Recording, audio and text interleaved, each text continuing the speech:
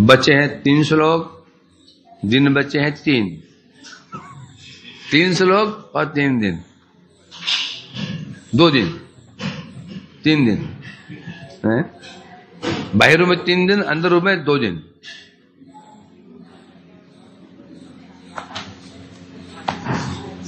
तो क्या समझ रहा है?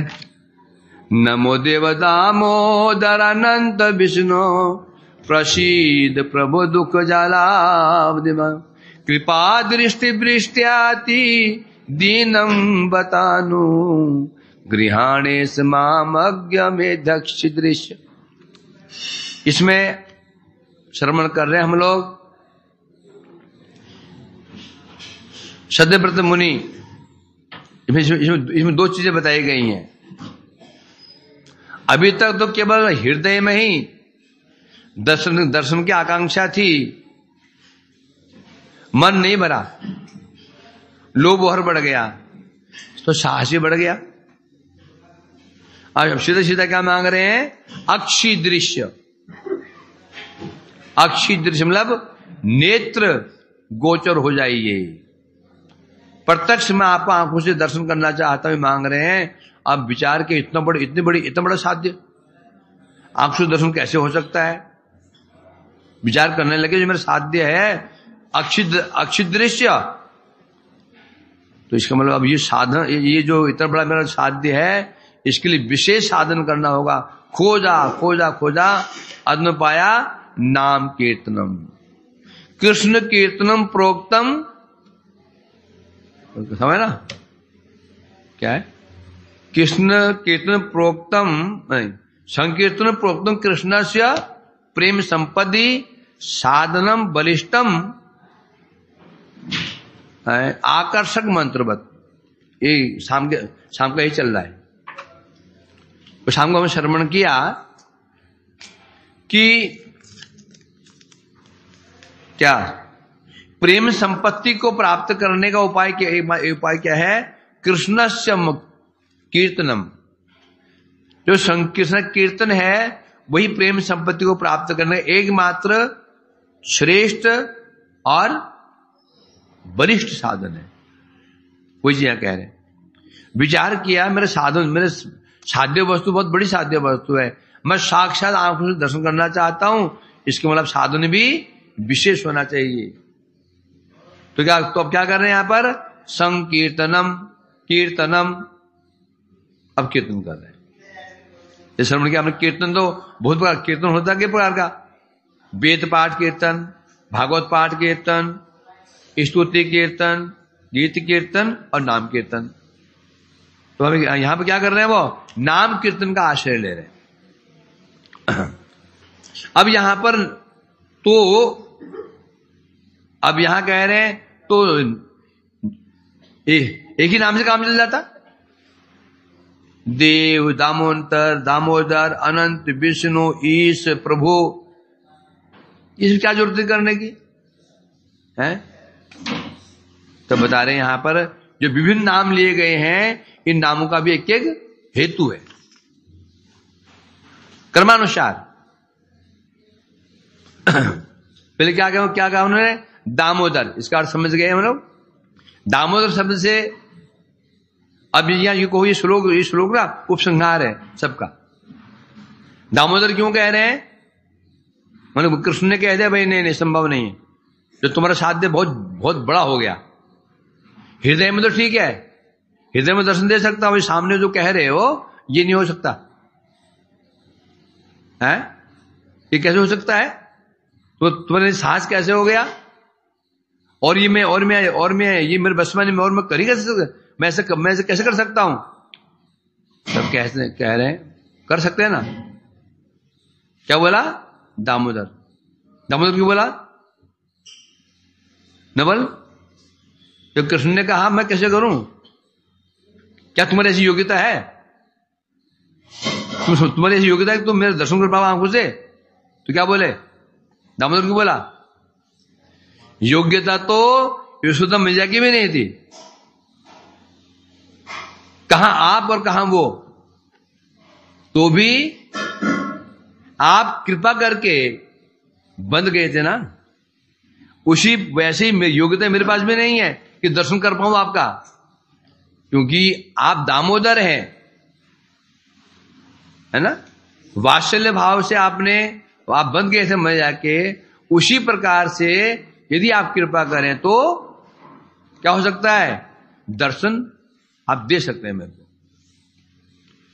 भगवान ने कहा दर्शन कैसे दूं बताओ, हैं? क्या बोले, मैं तो अनंत हूं। क्या हूं? अनंत। अनंत क्यों? अनंत मतलब क्या? अनंत से क्या शब्द आ रहा है? नो अंत यस्माद अनंत, जो अंत ही नहीं है, हैं? जब अंत ही नहीं दर्शन कैसे करोगे? मैं कहूं किसी से, क्या आपने आकाश का दर्शन किया है? वैभव, तुमने दर्शन किया आकाश का दर्शन किया, आसमान का दर्शन किया? बोलो रोज ही करता हूं। रोज करता है ना, बहुत ऊपर है, आसमान ऊपर है, दिखता नहीं, ऊपर है ना, दिखता नहीं हो, बहुत ज्यादा ऊपर है। अरे मूर्ख, आकाश कहां पर नहीं है? शून्य स्थानीय आकाश है। तो कह रहे हैं अनंत, तात्पर्य अनंत से क्या क्या यहां बता रहे हैं, अर्थात क्या, आपको दर्शन करने का सामर्थ्य मेरे पास नहीं है। अब अनंत, जब अनंत है, अंत ही नहीं है, सीमाएं जिसके नहीं, दर्शन क्या करेंगे? तो कह रहे हैं यहां पर क्या दिखा, यहां पर क्या कहना चाहते हैं, क्या कृपा दृष्टि वृष्टिया, कृपा दृष्टि की वृष्टि करके, अर्थात आप तो अनंत है, ये बात ठीक है, परंतु यदि आप कृपा कर दें तो अनंत होते हुए भी आप, असीम होते हुए आप क्या बन जाते हैं? ससीम। यदि आप कृपा कर दें तो, यहां कृपा के हेतु। फिर क्या बताया था? दामोदर अनंत, फिर प्रभु, क्या कहा था? नमो देव दामोदर अनंत विष्णु। प्रभु, ये प्रभु बाद में है, प्रभु पहले क्या? प्रभु का अर्थ क्या है? तात्पर्य क्या है? प्रभु किसे कहते हैं? जिसके पास प्रभुता हो, ऐश्वर्य हो, बल हो, शक्ति हो, ज्ञान हो, ये प्रभु है।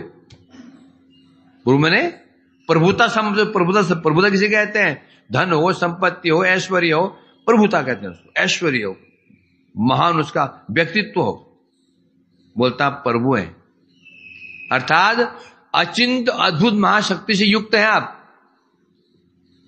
अतः अचिंत कौन शक्ति? अचिंत शक्ति जो अघटन को घटन कर, असंभव को संभव कर दे। ये बात ठीक है। अब अनंत है, जब अनंत है तो आपका दर्शन क्या हो गया? असंभव। असंभव में नहीं है, कठिन नहीं, असंभव। कठिन उसे कहते हैं जिससे प्राप्त किया जा सकता है, असंभव संभव ही नहीं है। एक कठिन शब्द कठिन होता है, ये असंभव होता है। कठिन है तो मतलब फिर चेष्टा करके जैसे हम कर ही लेंगे उसको। असंभव क्या है? जैसे पानी में घी असंभव है, पानी को मथते चले जाओ, 5 हाथ मथना शुरू किया, मरते मतलब मथते रहे, फिर बेटे को लगा दे, मथते रहना, जब मक्खन ना निकले मथते रहना, पीढ़ी दर पीढ़ी चली जाएगी, मक्खन निकलेगा क्यों? न भव अभव संभव ही है नहीं इसमें। तो इसलिए कह रहे हैं इसी प्रकार से आप अनंत हैं, आपका दर्शन असंभव है। क्या है? असंभव है।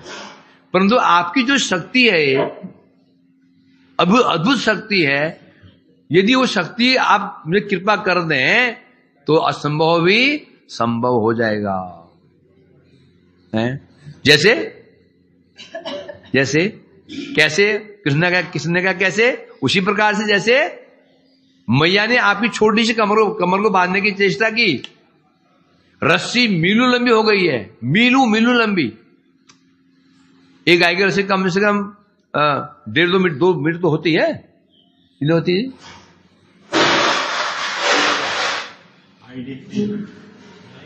हाँ 2 मीटर पे होती है, 1.5 मीटर होती है। वो गाय कितनी है? मीलों लंबी हो गई थी, कमर उतनी की उतनी, कमर कितनी किसनी है, कितनी होगी? 7-8 इंच की होगी इतनी सी, इतनी कमर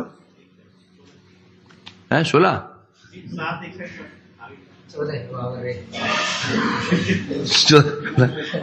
इंच की हो। बच्चा है छोटा, बच्चा है छोटा, जन्म लिया अभी, माँ बहन कमर उसकी, माँ बहन। तो आनंद मतलब क्या? आप कमर छोटी है आपकी, रस्सी बढ़ती चली जा रही है, मैया बांध नहीं पाई, असंभव हो गया था, असंभव था, तो भी संभव हो गया, है ना? फिर आप वो छोटी रस्सी से बच गए। उसी प्रकार से प्रभु कहने से आपकी अचिंत्य शक्ति है, उस शक्ति के प्रभाव से आप अनंत होते हुए भी मेरे अक्षि दर्शन नेत्र गोचर हो सकते हैं। फिर क्या आया? विष्णु प्रसिद्ध प्रभु जुग जला कृपा दृष्टि विषय दिन बतानु गृहाण ईश भी तो है ना, सब में कहां पे हो? हाँ है ना, हाँ अनुग्रहाण ईश। ईश क्यों बोले? भगवान ने कहा देखो मैं तुम्हें कृपा कैसे कर सकता हूं, मेरे सिद्धांत है, कुछ करो तो तुम्हें योग्यता होनी चाहिए ना। मैं तुम योग्यता नहीं कृपा कर दूं, ये तो गड़बड़ हो जाएगा ना, अन्याय हो जाएगा ये। फिर कुछ समझ कल दूसरा खड़ा हो जाएगा, कृपा करो हम पे, योग्यता पैदा करो, गुण होने चाहिए, गुण है नहीं तो मैं तुम्हें कृपा कैसे कर दूं? सिद्धांत है ये। तुमने ये क्वेश्चन मार्क पे, क्वेश्चन आंसर शीट पे क्या 40 मार्क्स कर रहा तो टीचर क्या देगा? 40 ही देगा। तो मैं क्या करूं? मैं भी तो मर्यादा बंधा हुआ हूं, पर नहीं, आप ईश है। ईश मने स्वतंत्र है। स्वतंत्र मीन्स आप कुछ भी कर सकते हैं। बहुत साधन भजन किया, उस पर कृपा नहीं भी कर सकते हैं, कुछ नहीं किया कृपा भी कर सकते हैं, आपको पूछने वाला नहीं है, आपको जवाब देना नहीं है। आपने कृपा कैसे कर दी इसके ऊपर, उसमें कृपा क्यों नहीं की? ईश मैंने स्वतंत्र, आप कृपा करने में स्वतंत्र हैं। आप कृपा आप किसी पे कर सकते हैं, जिसे कोई साधन भजन नहीं है, महादुष्ट प्रवृत्ति का है, उस पर आप कृपा कर भी सकते हैं। और महाभजन खूब चेष्टा कर रहा है, नहीं भी कर सकते हैं। इसलिए अर्थात आप कृपा करने में स्वतंत्र हैं, आप मर्यादा में बंधे हुए नहीं हैं। तो मैं यहां पर सर्वथा अयोग्य हूं। यदि अयोग्य मुझे अयोग्य भी कृपा कर देते हैं तो आपका क्या, आपके ऊपर दोष नहीं आएगा। तो अभिष है, एक कंपनी का ऑनर है ना, वो एक मजदूर कुछ नहीं कर रहा, उसको उसकी सैलरी डबल भी कर सकता है। एक मैनेजर कर दो, मैनेजर से करता है तो क्या माना जाएगा? उसका दोष। मुझे प्रश्न पूछा जाएगा तुमने ऐसे कैसे कर दिया, तो तुम मुंबई ऑनर कर दे तो प्रश्न पूछेगा। लेकिन आप ईश हैं, अर्थात अनुग्रह करने के लिए आप किसी का अपेक्षा नहीं है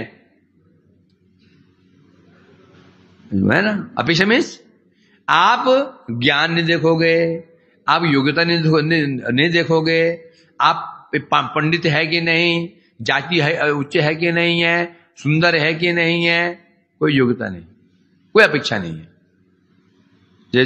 जैसे कर्म में योग्यता क्या चाहिए? ब्राह्मण कुल में जन्म होना चाहिए, जो 3 बीज हैं जन्म होना चाहिए, ब्राह्मण क्षत्रिय वैश्य जन्म होना चाहिए, फिर उसमें उसको दीक्षा भी होनी चाहिए गायत्री में, और ज्ञान मार्ग में चित्त शुद्धि होनी चाहिए, इसका अपेक्षा है।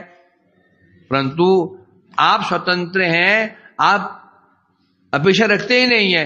ये ज्ञानी है, ये किस जाति का है, किस पाति का है, ज्ञानी है कि मूर्ख है, आप कोई अपेक्षा नहीं रखते हैं। इसलिए आप ईश हैं।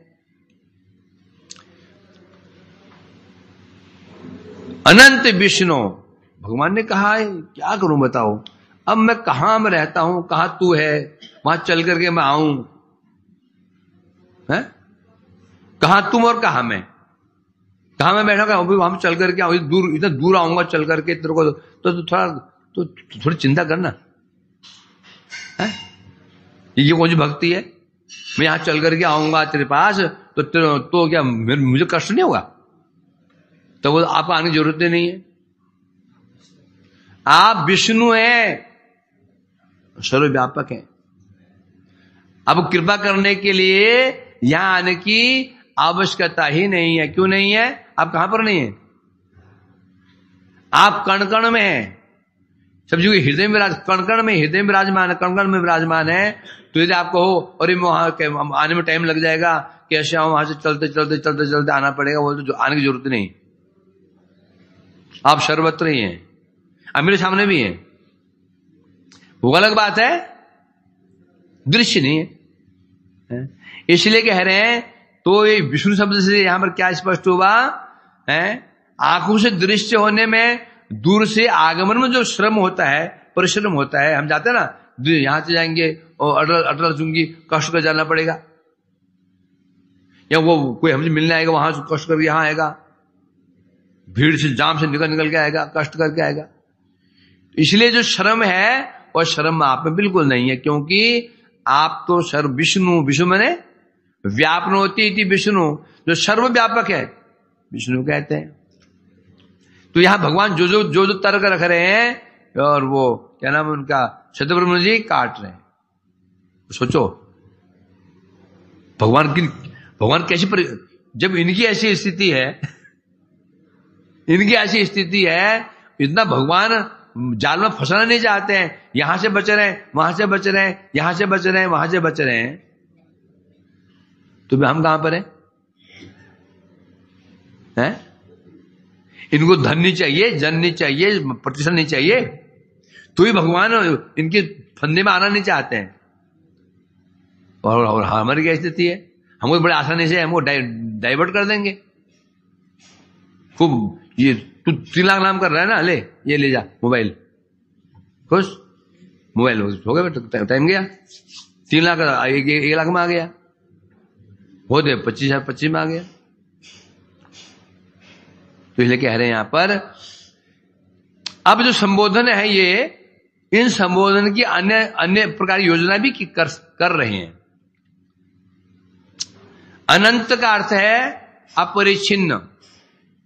अनंत मीन्स जो अंत ही, अपरिच्छिन्न माने अखंड, अपरिच्छिन्न, छिन्न माने होता है एक टुकड़ा काटा।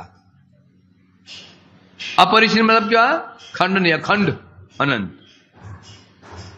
विष्णु का अर्थ यहां पर लिया गया है सर्वव्यापी, और दामोदर का अर्थ यहां लिया गया है परम वात्सल्य विशेष के द्वारा आपके लिए अकृत्य कुछ भी नहीं है, बता रहे हैं यहां पर। बाकी संबोधन सामान्य ही है। जो 3 अर्थ है ना, दामोदर और अनंत और विष्णु, इसका अर्थ बता रहे हैं। ये अर्थ कैसे यहां पर अर्थ किया गया, तो स्पष्ट हो गया। इस प्रकार से स्थिति समाप्त हुई है। अब थोड़ा पढ़ते हैं दिग्दर्श निवृत्ति इसकी। अब यहां ग्रंथकार कह रहे हैं, टीकाकार कह रहे हैं, यहां पर सत्यव्रत मुनि ने वैदिक भक्ति के फल को ग्रहण करना स्वीकार नहीं किया।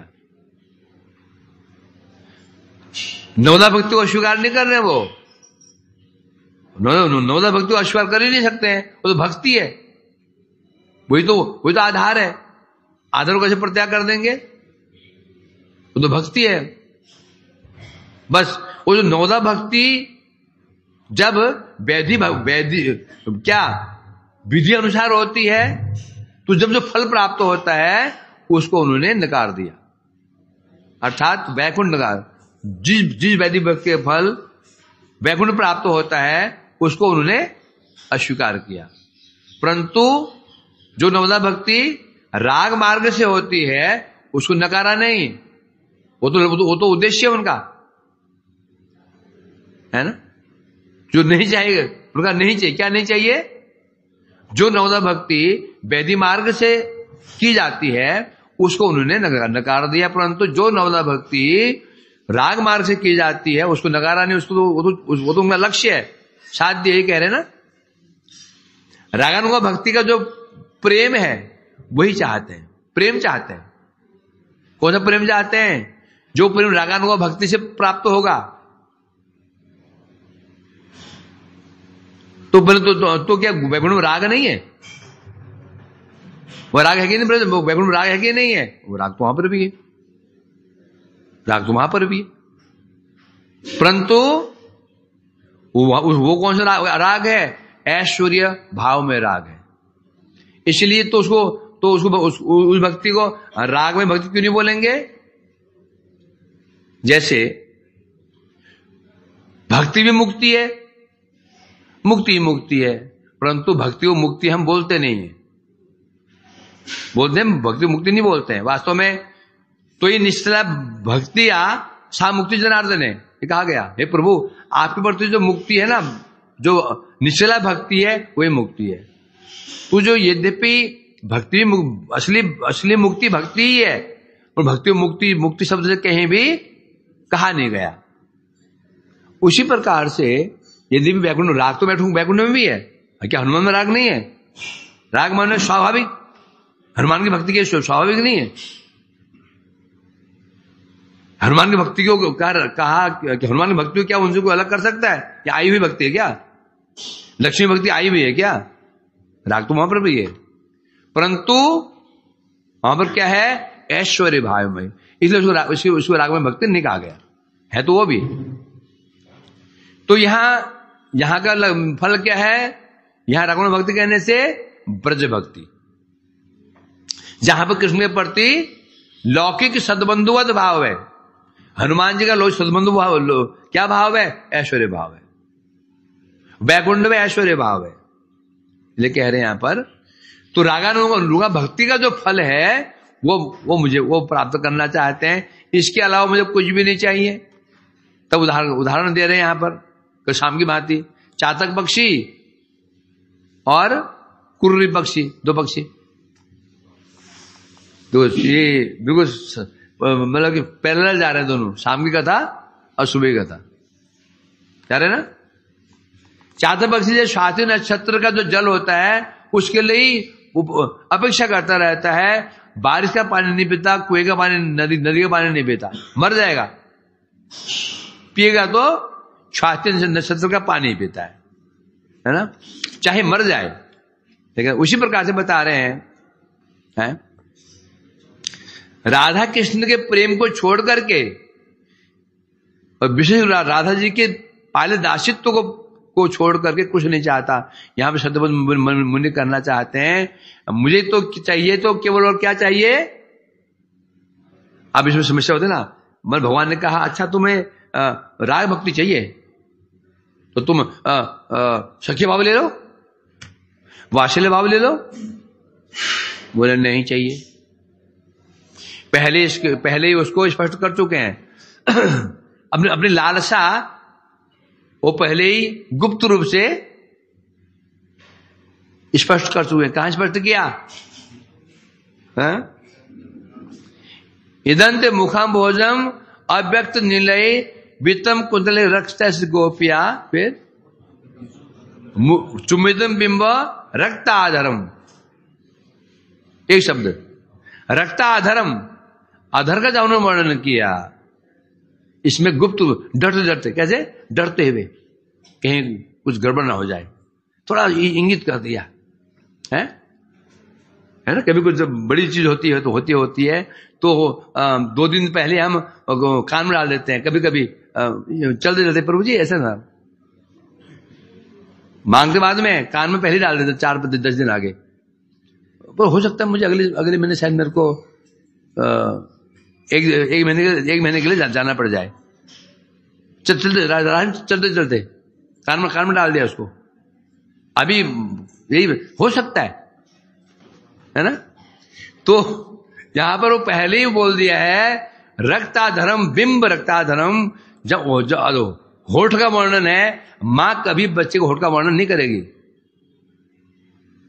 ये कोई प्रीतम ही कर सकती है, करेगी भी तो छोटे बच्चे का।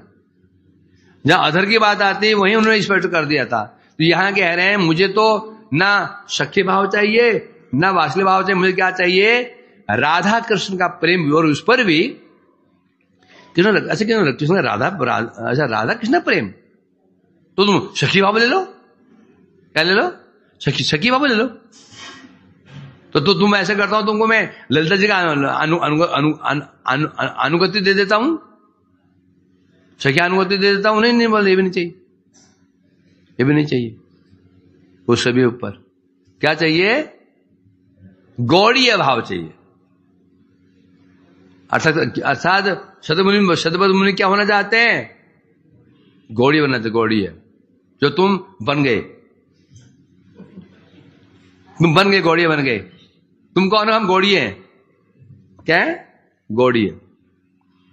इसलिए कह रहे हैं यहां पर क्या चाहिए, क्या राधा जी की पाल्यदासी भाव, पाल्यदासित्व पद, राधा की पाल्यदासी, यही है मंजरी भाव, इसी कामना कर रहे। अर्थात प्राण सखी प्रिय नर्म सखी के अनुगत्य में राधा जी की सेवा। अब यहां पर प्राण सखी कौन है, मंजरी। और प्रिय नर्म सखी कौन हुई, अष्ट सखियां। दोनों का नाम क्यों लिया, क्योंकि वहां पर भी मंजरी जो सेवा होती है वो भी सखियों के अनुगत्य में ही होती है। हमारा परिचय क्या है, स्वरूप रूपानुग। क्या क्या क्या दिया जाता है, स्वरूप रूपानुग, क्या रूपानुग नहीं, स्वरूप गोस्वामी कौन है, ललिता शक्ति है, और रूप मंजरी कौन है, रूप गोस्वामी के रूप मंजरी है। तो मंजरियां भी वहां पर सखियों अनुगत्य में सेवा क्या करते हैं, बता रहे हैं यहां पर प्राण सखी प्रिय धर्म सखी अनुगत्य में राधा जी की और राधा जी के अनुगत्य में कृष्ण की सेवा, यह विचार है ना। क्यों राधा जी की सेवा नहीं, उद्देश्य क्या है, राधा क्या सखियों के अनुगत्य में मंजरियां, उनके अनुगत्य में मिलकर के राधा जी की सेवा, और उनके अनुगत्य में किसकी सेवा, क्या बता रहे हैं यहां पर, श्याम, उनकी सेवा कर सकूं। हमारा जो साध्य, हमारा जो सेव्य तो कृष्ण ही है, राधे हमारे सेव्य नहीं है। तो कैसी बात करते हो, अरे सुन, राधा जी की सेव्य कौन है, कृष्ण। यही है अनुगत भाव, अर्थात सखियों के और मंजूरी का अनुगत्य में राधा जी की सेवा, और राधा जी के इनका अनुगत्य में फिर कृष्ण सेवा। बस ये मैं चाहता हूं, ये हमको चाहिए। महाप्रभु एवं रूप गोस्वामी के अनुगत्य में सेवा, प्रेम सेवा चाहिए। किसकी सेवा चाहिए, महाप्रभु रूप गोस्वामी के अनुगत्य में सेवा। महाप्रभु हम महाप्रभु पूजा अलग क्यों नहीं करते हैं। कोई ये मान ले महाप्रभु स्वयं राधा कृष्ण है ना, तो महाप्रभु की सेवा करेंगे, राधा कृष्ण सेवा हो गई। कोई महाप्रभु की सेवा करता है, ये सोचता है कि राधा कृष्ण महाप्रभु राधा कृष्ण तो है ना, महाप्रभु सेवा करने राधा कृष्ण सेवा करना हो जाता है, तो नहीं होगा। विचार क्या है, महाप्रभु के अनुगत्य में राधा कृष्ण की सेवा। यहां महापुरुष जो शिक्षा प्रदान कर रहे हैं, अनुगत्य, उनका अनुगत्य में सेवा की जाएगी। यदि कोई सोचे कि महापुरुष सेवा करूंगा मैं, राधा कृष्ण सेवा करना हो जाएगा, ये सिद्धांत विरुद्ध हो जाएगा। कि महापुरुष स्वयं हमको हम क्या कर, स्वयं महापुरुष हम क्या कर रहे हैं, महापुरुष स्वयं राधा कृष्ण की सेवा कर रहे हैं, तो यहां हमको महाप्रभु का अनुगत्य करना पड़ेगा। कोई कुछ सोचे तो एक ही तत्व में क्या समस्या है, नहीं, ऐसा नहीं चलेगा। अनेक बुद्धिमान लोग होते हैं ना, 3-3 बिघर क्या रखें, 2 in 1, सीधा एक ही रख लेते हैं? नहीं, ऐसा नहीं होगा। महाप्रभु जिस चीज के लिए आए हैं उनका वो अनुगत्य हमको करना ही पड़ेगा। जिस भाव से आए महाप्रभु किस भाव में आए हुए हैं? किस भाव से आए हैं? भक्त भाव। तो इसमें इसका मतलब उनके अनुगत्य में राधा कृष्ण की सेवा की जाएगी। इसलिए कह रहे हैं यहां पर, अब यशोदा के वात्सल्य रज्जु से बंधे हुए कृष्ण की स्थिति कैसी है बता रहे हैं। कृष्ण बंधे हुए हैं। किससे बंधे हुए हैं? रज्जु, रस्सी क्या है? यशोदा मैया का प्रेम, मैया के वात्सल्य प्रेम रूपी रज्जु से बंधे हुए हैं। और स्थिति कैसी है? आंखों में काजल लगाया हुआ था, रात में मैया ने लगाया था। अभी रो रहे हैं तो आंसू निकल रहे काजल के साथ में, पूरा कपोल ऊपर काले काले क्या बढ़ गए? धार बढ़ गई, आंसू सूख गए। आंसू सूख गए तो क्या हो गया? काले काले यहां पर धार के निशान पड़ गए। यह उनकी स्थिति है। और मैया के डर से लंबी लंबी सांसें ले रहे हैं। बोले हम डर रहे हैं। किसे डर रहे हैं? मैया से। बच्चा के भी अब मैया मम्मी से डरता ही नहीं है। डरता किसे है? बाप से। जैसे पिताजी आते हैं बाहर जो गेट से आए, पढ़ने बैठ गया, मम्मी चिल्ला रहे पढ़ रहे, मारते भी है और बच्चा हंसता है। मां चिल्लाए, दो चिल्ला रहे, पढ़ता ही नहीं है। जैसे पिताजी आए वहां से बस हो गया, बैठ जाता है। और यहां कृष्ण डर रहे हैं। किससे? मैया से डर रहे हैं। और है कौन वो? जिनकी भ्रिकुटी मात्र से ब्रह्मांड कांपता है। एक भ्रिकुटी ऐसे कर देना, ऐसा तो ही ब्रह्मांड कांपेगा पूरा, डर के मारे। और यहां कृष्ण कांप रहे किससे? मैया से हैं? तो यहां कह रहे हैं यहां पर यही मन में क्या भाव है? क्या कहीं मैया मेरे को मार ना दे, कि मार ना दे, अर्थात मैया की मार का डर है। डर के यही है ब्रज का विशुद्ध वात्सल्य। यही है क्या है? यही है राग भक्ति। ये ब्रज भक्ति यही है। कृष्ण ऐसा बल है इस प्रेमी के अंदर। कृष्ण भगवान है होने पर भूल गए हैं, एक्टिंग नहीं कर रहे हैं। अब कोई बोले नहीं कृष्ण एक्टिंग कर रहे हैं, उन्हें याद है भगवान हूं। नहीं, यहां कृष्ण मैं भगवान हूं, इसको भी विस्मृत हो चुके हैं, भूल चुके हैं इसको।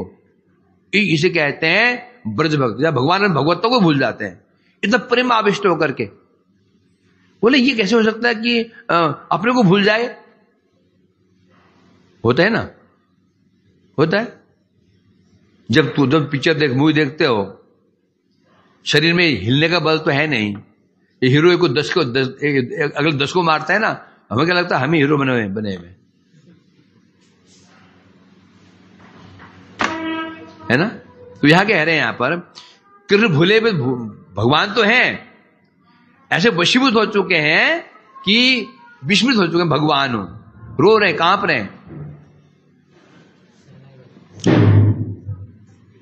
वो शुरू हो गया ना, अभी शादी सब बंद थी, लोग परेशान थे। कल से धड़ाधड़ शादियां शुरू। शादी अब रास्ते में 3 दिन शादियां, 4 शादियां मिलेंगी मेरे को परिक्रमा करते समय।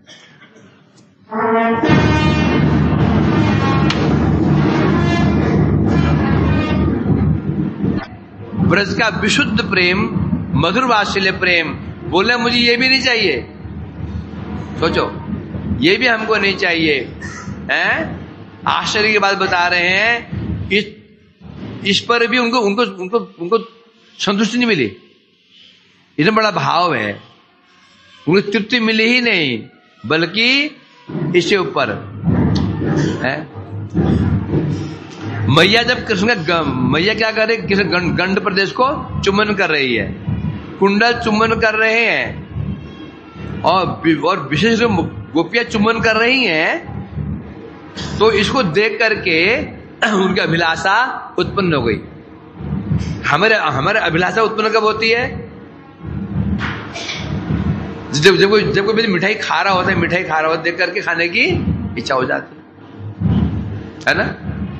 अब यहाँ शतपथ में दर्शन कर रहे हैं, मैया कभी किसी के माथा चूम लेती है, कभी उनको गालों को चूम लेती है, और कुंडल भी गालों को चूम रहे हैं, गोपियां चूम रही हैं। अभिलाषा बढ़ गई, मैं भी चूम लूं,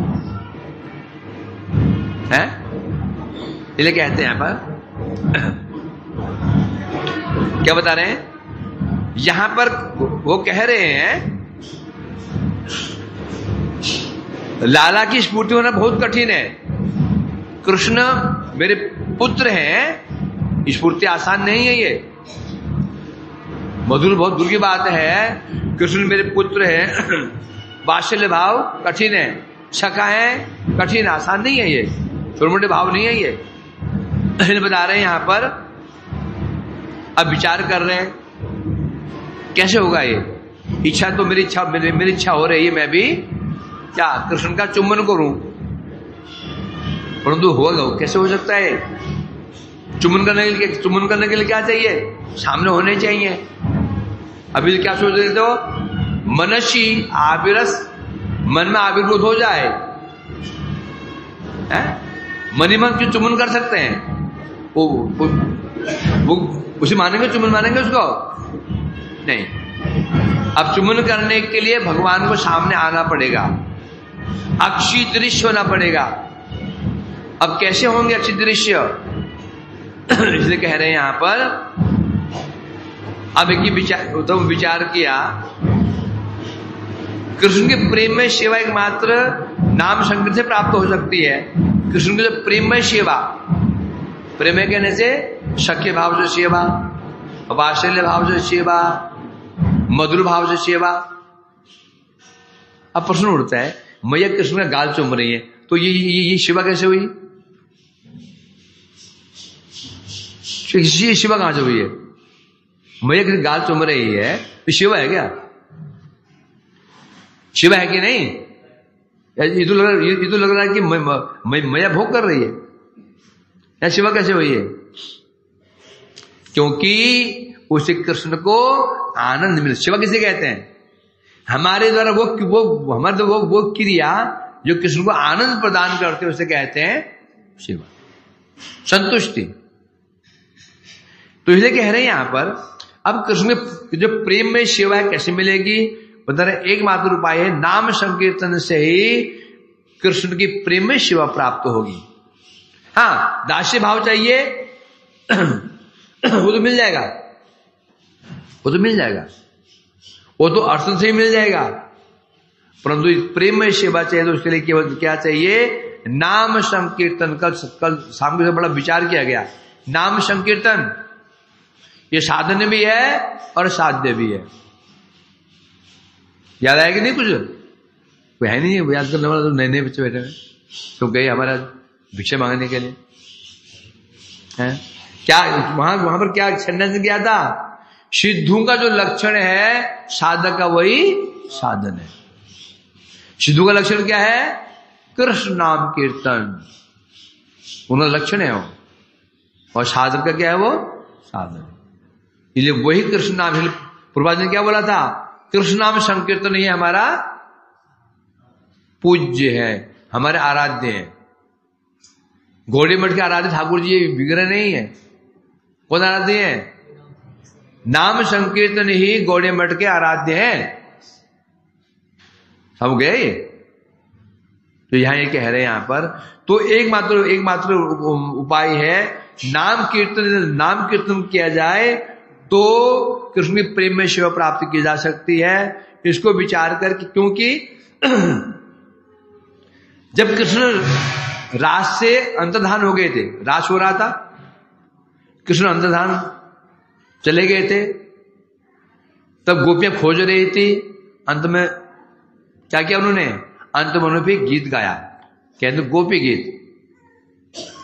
उस गोपी गीत भगवान गोपियों ने गाया, कृष्ण खींचे हुए चले आए, है ना। ये विचार कर रहे हैं यहां पर, जब गोपी ने रोते हुए जब गान गाया तो समझ गया था कीर्तन कैसा होना चाहिए, आर्त भाव से होना चाहिए, आर्त, जैसे छोटा बच्चा माँ को पुकारता है, बच्चे भूख लगी हुई है और माँ कैसे चिल्लाता है और सिर पटक पटक के, हाथ पटक पटक के चिल्लाता है ना, उसको कुछ चाहिए नहीं, जो कुछ तो फेंक देता है उसको, आर्त भाव कहते हैं। ऐसे आर्त भाव से, अर्थात जब महाप्रभु कहते हैं ना, कहां जाऊं कहां पाऊं बजे नंदन, ऐसे जब ऐसा होगा कीर्तन करेंगे और कुछ नहीं चाहिए, धन नहीं, जन नहीं, सम्मान नहीं, मान नहीं, कुछ नहीं, बस एक ही कब दर्शन हो, कब शिव प्राप्त हो, छटपट खाना छूट गया, सोना छूट गया, शरीर की सुध बुझ चली गई, इसे आर्त भाव कहते हैं। ऐसे आर्त भाव से जब हम कीर्तन करेंगे तो क्या होगा, कृष्ण हमारे सामने प्रकट हो जाएंगे। ये बच्चे यदि आर्त भाव से यदि क्रंदन करता है तो मैया कहीं पर भी क्यों नहीं हो, कितना इंपोर्टेंट काम क्यों न कर रही हो, उसको बंद कर देगी। चाहे वो खीर चढ़ाई हुई थी, अब खीर अब अंत में जब वो गाढ़ी हो जाती है तो जलने की संभावना बढ़ जाती है। अब बच्चा रो रहा है, वहां पर सिर्फ पटपट कर रो रहा है, मैं क्या करेगी, गैस बंद कर देगी, है ना, ये नहीं कि पहले कुछ पका लूं, नहीं, क्यों नहीं, महत्वपूर्ण काम क्यों नहीं करे, मैं काम बंद करके बच्चों गोदी में ले लेती है। उसी प्रकार से आर्त भाव से, क्या अर्थ भाव, केवल क्या अर्थ भाव, कृष्ण, बस केवल कृष्ण, उनकी सेवा कैसे मिले, भगवान तुरंत दर्शन दे देते हैं। यह बता रहे हैं जैसे गोपियों ने गान गाया था, ये तव कथामृतम तप्त जीवनम कविरीडितम कल्मषापहम श्रवण मंगलम श्रीमदाततम भुवि गृह्णन्ति ते भूरिदा जना। गोपियों ने गान गाया था ये 9वां से 8वें 9वां श्लोक है, 9वां है ना, 9वां श्लोक। देखो गोपियां क्या कह रही हैं, ऐसा अर्थभाव होना चाहिए। क्या कह रही हैं गोपियां, क्या कह रही हैं, हे कृष्ण आपकी जो लीला कथाएं, तो कथा न अमृतम मृतम, सामान्य अर्थ है आपकी कथा अमृत के समान है। गोपियां कह रही, कौन कहता है अमृत के समान है, अमृत नहीं, कथा मृत के समान है, अर्थात मृत मने मारने वाली है, विष के समान है। तब तो जीवनम, क्यों, जो इन कथाओं को सुनता है उसका जीवन क्या हो जाता है, ज्वलनशील हो जाता है। क्या हो जाता है, ज्वलनशील बन जाता है, मानो उसे तेज आप पी लिया हो।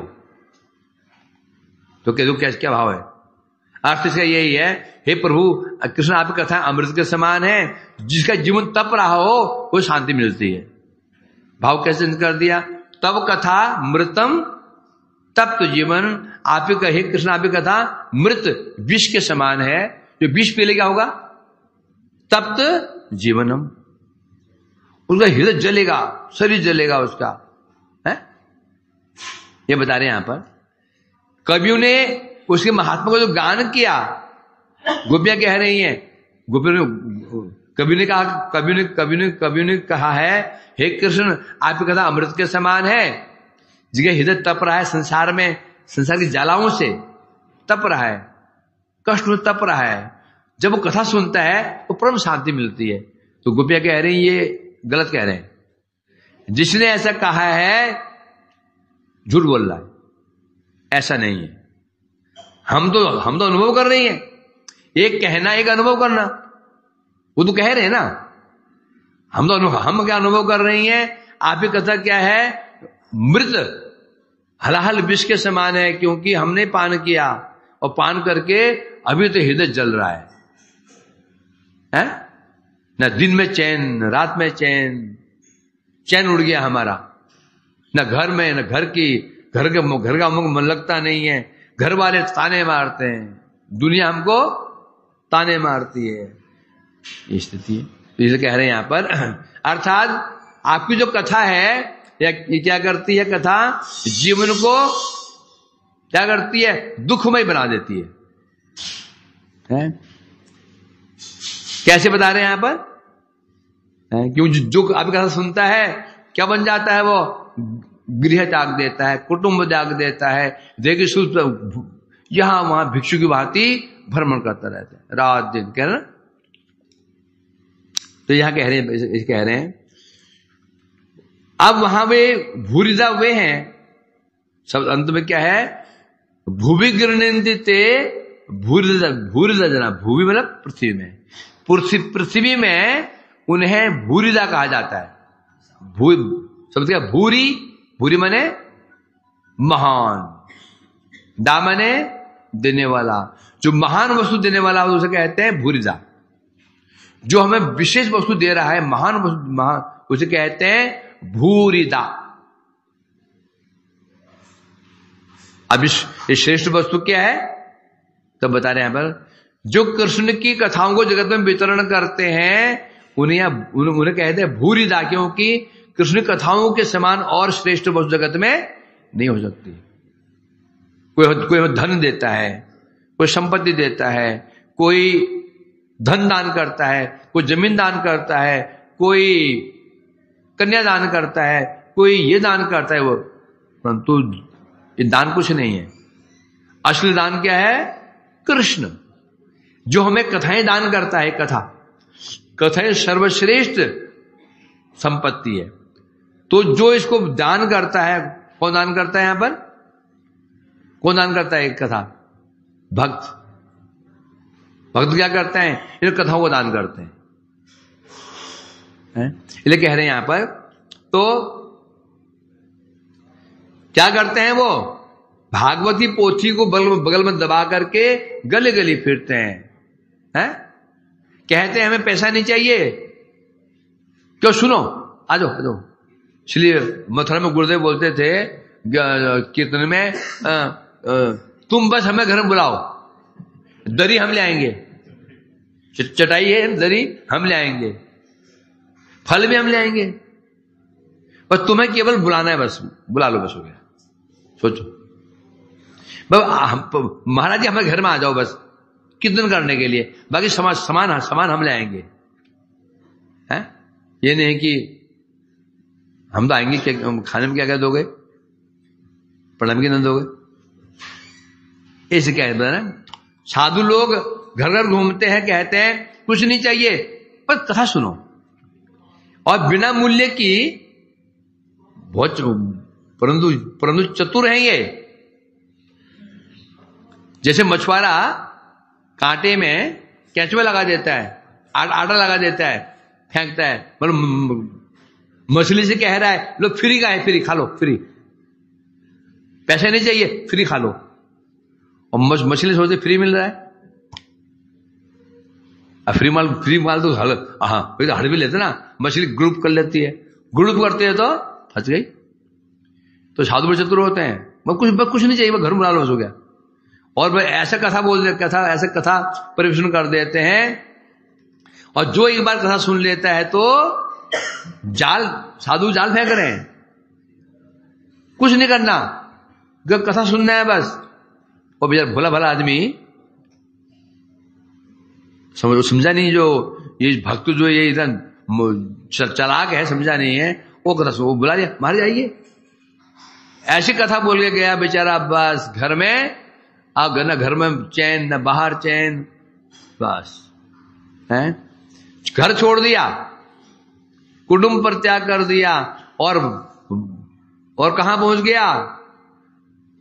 तुम लोग हो, जब छोड़ भाग गए, माँ रो रही है, भाई रो रहे हैं, ये रो रहे हैं, छोड़ के चलाए। इसलिए बता रहे हैं यहां पर। और क्या करता है? भिक्षुक वृत्ति, विहंगा वृत्ति, विहंग वृत्ति, विहंग, पक्षी वृत्ति। पक्षी क्या करता है? पक्षी को घर नहीं बनाते हैं, अंडे देते हैं, उसमें थोड़ा बना लेते हैं, बस बच्चे हो गए, बस फिर घर नहीं। इस पेड़ पे, उस पेड़ पे, इस पेड़ पे, उस पेड़ पर, यहां चुग लिया, वहां चुग लिया, वहां चुग लिया, वहां चुग लिया। पंछी करे न काज, ना अजगर करे चाकरी, पंक्ति न काज कह गए। तो यहां कह रहे हैं वो पक्षी वृत्ति अपनाता है या भिक्षुक वृत्ति। भिक्षुक किसे कहते हैं? जो भिक्षा लेकर काम चलाता है, भिक्षुक मधुकरी। तो ये तो अब ये इसकी दशा ऐसे कैसे हुई? दशा कैसे हुई ऐसी कैसी? अच्छा कि घर मजे में था, आराम से पत्नी बच्चों में लाड़ प्यार में आराम से मस्त था। जो दुर्वस्था कैसे हो गई है कथाओं से। अब प्रश्न कर रहे हैं, अब कौन बुद्धिमान इस कथाओं को अमृत कहेगा? अमृत। क्या कहना चाहिए? अमृत है। इसलिए बता रहे हैं, इसलिए जो कृष्ण कथा वाचक हैं इनके जैसे शिकारी और कोई नहीं है। जो जगह में शिकारी लोग जाते हैं क्योंकि पक्षी को पकड़ते हैं ना, समझे कि नहीं? और ये जो कथावाचक कथा करने वाले हैं भक्त लोग, ये ऐसे शिकारी हैं, बड़ी मीठी मीठी बातों से जाल फेंक देते हैं। कुछ नहीं चाहिए, बस आप कथा सुनो, बाद में सब हड़प लेते हैं। क्या हड़पते हैं? हमारा हृदय, हमारे मन को हड़प लेते हैं। बस पीछे हम भी चले जाते हैं। हम हम यहाँ आए हैं, कैसे आए हैं? कैसे आए बताओ? सबने कहने सुना है ना, सबने कथा सुनी है, ये सुन के आए यहां पर, अपना वैसे कोई नहीं आ गया। कहने कि तुमने सुना है कुछ, सुन के आगे हैं। ये सावधान, किसी का अकलान मत करो, समझे? किसी को कथा मत सुनाओ, बेचारा उसका भी अकलान हो जाएगा, है ना वैभव? वो कथा सुन करके सुनने वाले जो सुन रहा है स्वयं भी रोता है, घर वाले भी रोते हैं, सब रोते हैं। तो अभी कथाएं ऐसी हैं, कथाएं आपको कथाएं सबको, जो सुन रहा है वो भी रो रहा है, जो सुन रहा है वो क्यों रो रहा है? हा कृष्ण। और जो घर वाले हा पुत्र। जो सुन रहा है वो क्यों रो रहा है? हा कृष्ण। जो घर वाले क्या बोलते? हा पुत्र हा पति। वो भी रो रहे हैं और भगवान भी रो रहे हैं। वो कथा सुन करके भगवान भी रो रहे हैं, भक्ति भी रो रहा है, घर वाले भी रो रहे हैं। अगर कान पकड़ो, ये कथा क्या है? मृत। इस प्रकार से इसको कल्पनेंगे। वांछा कल्पतरुभ्यश्च कृपा सिंधुभ्यो